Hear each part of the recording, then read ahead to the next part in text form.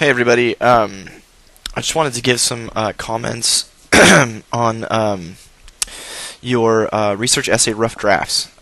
First off, I recognize that most of you are in very early stages of essay writing, and you have a fair bit of time before your final is due. But given what I saw, I'd like to make a few comments. The first off is if you don't see a grade, that's because there isn't one. I'm giving grades for completing the assignment, not for how great your rough draft is. I'm not exactly sure how you would even grade a rough draft, other than to say, well, is this rough? Yes, it is. Good. Really, what the rough draft is meant to do is to kind of give me a sense of where you're at. So a couple of three major things that we need to address. The first is the point of a research paper, thesis, and argument. In week 5, we read Craft of Research, Chapter 7. We also read 8, but Chapter 7 is the critical chapter. You must, if I wrote any comment about you need a thesis or an argument, if I said anything like that, you absolutely must read TCR Chapter 7 again. The issue is that in order for an academic essay to succeed, it must make one claim. It must present one argument. Something that hopefully no one said before. If it's already been said, then you need to find the person who said it and then go further. Academic research is meant to be new, and it is meant to push forward a claim, a proposal, an argument.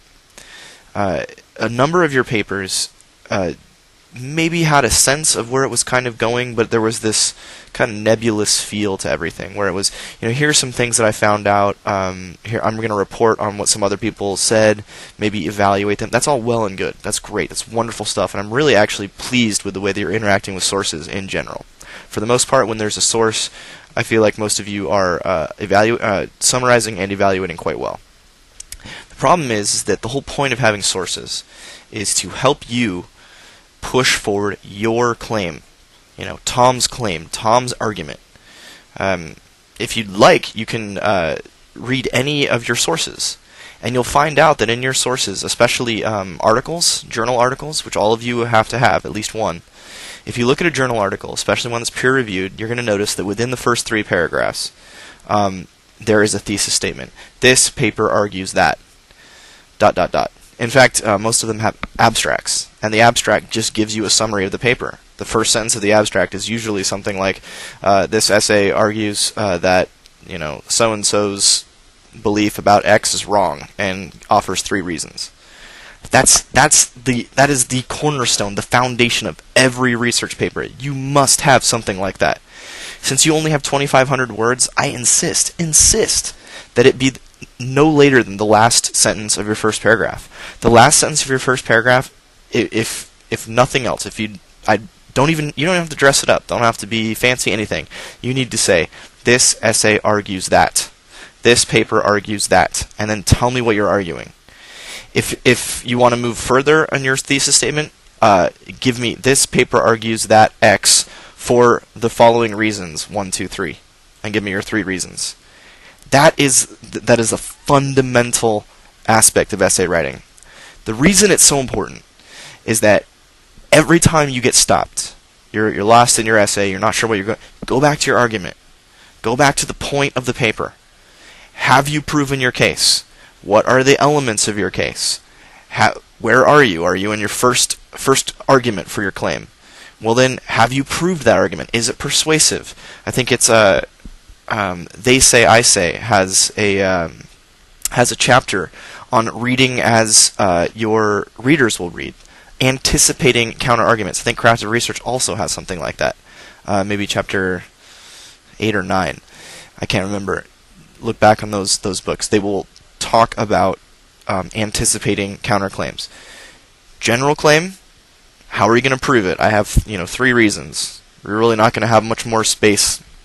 You're not going to have space for much more than 3. Here's my first reason that this is true. Here's why.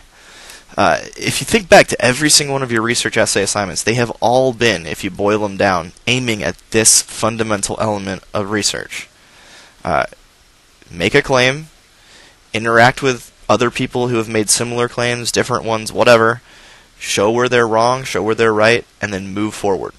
Always, always, always focusing on the overall argument of your paper. Great. Next, if you have 900 words of an essay and you have no citations, you're in trouble.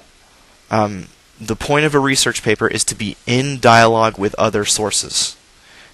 You're doing research. You're finding out what all the experts have said, and you're either agreeing with them, disagreeing with them, qualifying them.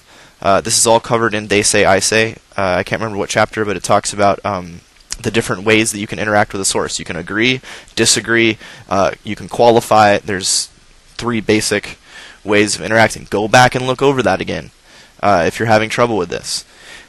Never, never, never, never in academic research should you make a general claim that is unsupported by citations. This is something that it's tricky, because once you sort of get the sense for what people are saying in your topic, you'll know what you can and cannot say. You're not there yet. If you're making a lot of general statements, avoid them. I would much rather that you had no introduction whatsoever, 0 introduction, and instead just said, this paper argues that people should stand up during singing in church for the following reasons, 1, 2, 3, and have just 1 sentence instead of a paragraph, instead of an intro. I would much rather have that than have you give me a lot of background that's not necessarily supported by citations, that we're not sure about. No, never. While we're thinking about that, just because something is common sense to you does not mean that it's common sense to everyone. This is it's just one of the weird things about living in a global world, where we find out that what is the most natural to us is not the most natural thing to others. That's why you cannot say something without citing it. You need to make sure that you're as accurate, as precise, as well-founded as possible. In fact, when you look over your writing and you see, oh, that's a claim, I wonder if that's true. Ask those questions about declarative sentences. Say, is that really true? Some of the most interesting research begins when somebody looks at something that everyone agrees is probably true and then says, I'm not sure about that. In fact, as for those of us who are Protestants, I think everyone in this class is a Protestant Christian of one type or another. The beginning of the Protestant Reformation, it's when Martin Luther looks at theological beliefs that everyone in the world who is Christian agrees with. And then he says, I'm not sure about that. And then he begins this massive process of wrestling and justification by faith. The cornerstone of the Protestant Reformation came about because one man took what everyone agreed was right and said, I'm going to question that. That example for us shows us that if we are going to make claims, they must be supported always. In fact, if you have more questions about this, you can even run into plagiarism problems if you're just wildly claiming things. You may want to look over in the syllabus the section on academic honesty and plagiarism and whatnot. If I see any, just for your information, if I see anything that feels a little bit off, like it might be, I will check it with turnitin.com. You can look that up if you'd like and see what will happen. It's a very effective piece of software, so please do not plagiarize. I think those are the major things. Critical thinking, evaluation, start with your thesis, hold fast to your argument. Oh, that's right, the last thing. Unnecessary information. If you find yourself writing about something that you find very interesting, that is wonderful. But in academic research, if it is not moving your argument forward, if it is not proving your case, it should be cast aside. This is something that I learned from the novelist Stephen King. He has a book that came out, I want to say 10 or 15 years ago. It's called On Writing, and Stephen King, who's written thousands of books, he talks about his process, and he says that whenever he's done with a book, he edits out 15% of the material. He looks at the word count at the bottom in Microsoft Word or whatever he's using, and he says, I'm going to get rid of 15% of the words. And then he goes through and religiously takes out 15% of the words. Sometimes that means taking out whole paragraphs, whole pages, whole chapters. Other times that means just eliminating unnecessary words and sentences. The point that he's making is that great writing has nothing that is extraneous. This is doubly, triply, quadruply, quintuply important in academic research. Nothing that you write is worth reading unless it is moving towards proving your argument, pressing your case. Everything else must be cast aside. There will come a point in your academic writing when you are ready to reintroduce extra information because it adds color to something, or it gives it greater insight into something that you have already shown. For now, however, with only 2,500 words, that's a very, very short amount. With only 2,500 words, 9, 10 pages, whatever that is, eliminate anything that is not absolutely critical to proving your case. Personal information, examples that you find inspiring, the reason that you're doing this. I don't need to know. You know. You know why you're researching. In the academy, we just assume that you're researching something because you're interested, and it doesn't matter why. That's one of the nice things about the academy, is that it's okay to just be curious about something. Now, maybe no one in the world will find it interesting.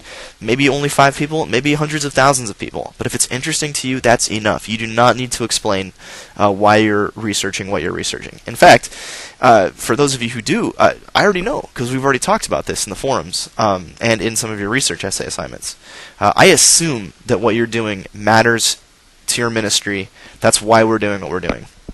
In your paper, don't need to know about it. Okay, that's it. That was long, but hopefully valuable. Last thing. Sorry. I know that receiving critical feedback is difficult. I have the thinnest skin.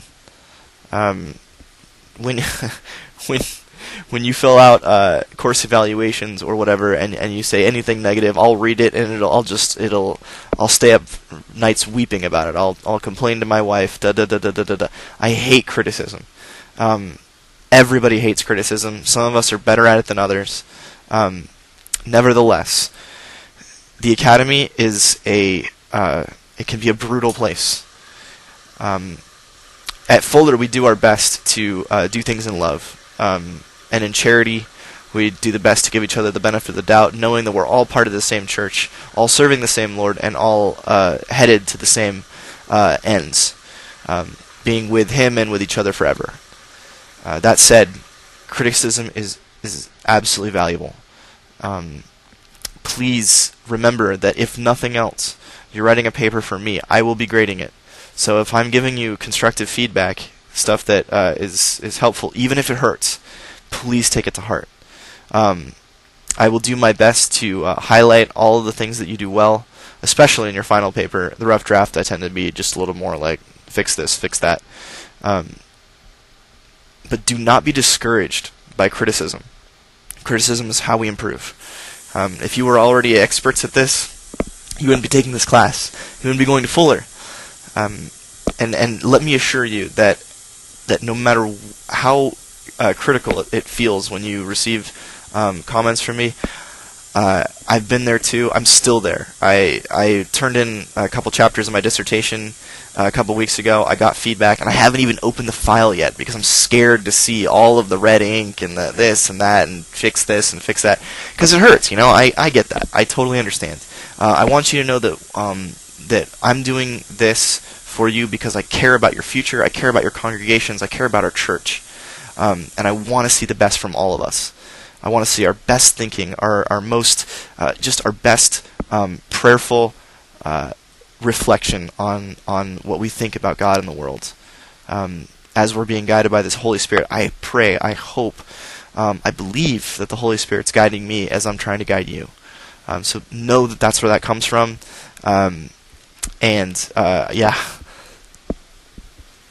bless you. Carry on. Keep up the good work, and hang in there. All right. See you guys.